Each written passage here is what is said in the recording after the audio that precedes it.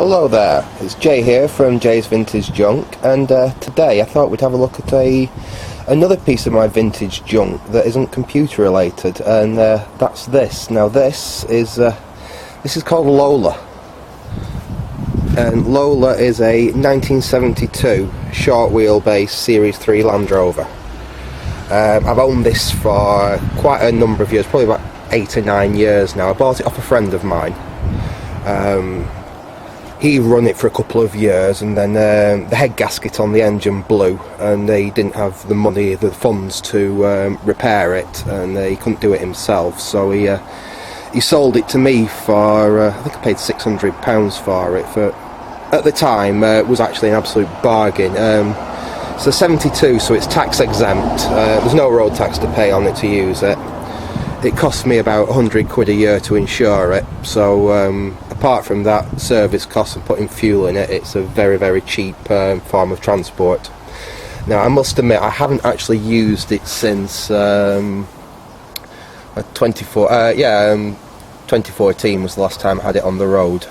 I have other cars that I play about with. This is one of my other little toys. I'll do a video about that at another point. That's my summer toy. I've just actually moved these over. I've just moved these round today because the Land Rover used to sit over here, and my Scimitar used to sit obviously there, so I could drive it out the drive. But I have put that to bed. I've just signed that. I've put that to bed for winter. I'm going to put my cover on it as soon as I finish this video, and I've turned my attention to Lola here. Now I don't know what I'm going to do video wise on this. I thought I'd just show you what I've got. Like I say, it's a fun little bit of fun, this car. If I can, I'll just have to put the camera down a sec. There we go, we're in. So it's not been on the road for a couple of years, this, and I come to start it a couple of days ago, and it wouldn't start. And what I found out, I put a new fuel filter on it there.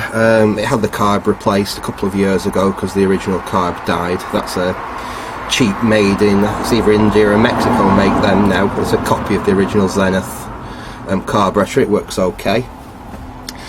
So I didn't think that was a problem, but I wasn't getting any fuel through. There was no fuel coming through to the new filter. And what I found was the original mechanical fuel pump, which is down there next to the distributor, had packed up, and it was about £180 for a rebuilt one, which I'm not paying because I'm not planning to keep this petrol engine in here forever.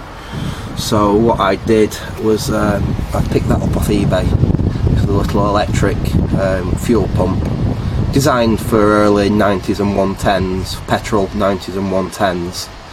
It was only £20, so I've wired that in, which is pumping fuel up to the carburetor now, so I can actually start it and run the engine. It can't stay like that. I'm going to have to do quite a bit of work on this to get an MOT on it. So I think I might do a bit of documentation showing some of the bits of work I've had to do to this thing to get an MOT back on it again. I'll go through it and show a few of the problems that it's got, which I'm going to have to address before it goes to Mr. MOT man. That's the first one. Obviously that needs mounting properly and a inertia switch fitting, so if I was in a bump it cuts the power off to the fuel pump, so you've not got petrol going everywhere. So I've got one of them anyway, off an old Discovery, which I can fit. There's a finger in shot there. The brake line there's severely corroded. Again, I've got a new one for that, so that's going to be replaced. Structurally wise, I don't think it's too bad. I've done if you can see some of the patches, I don't know if you can see in there with the light, put some patches in there. I've done a lot of welding on this vehicle over the years. All this here is made up and new, welded in material. The footwell in there is all made up of patches and plates, but that's fine on these old Land Rovers.